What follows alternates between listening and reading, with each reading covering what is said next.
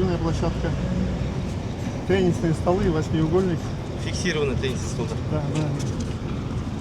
Правильно. И внизу нижняя площадка вот. Біздегі баскетбольный Стрит-баскет. ұзақтандады, бірақ баскетбольный жоқ екен.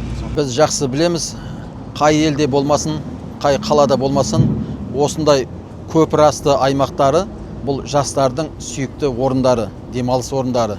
Сондықтан да біз бұл көпір асты аймағын ретке келтіруіміз қажет. Славский, Пермитин көшелерінің көпір астында өтетін көше бөлігін біз тездетіп бітіруіміз керек. Алматы Талғатұлы сөйтіп жастарға барлық жағдайды жасауымыз керек.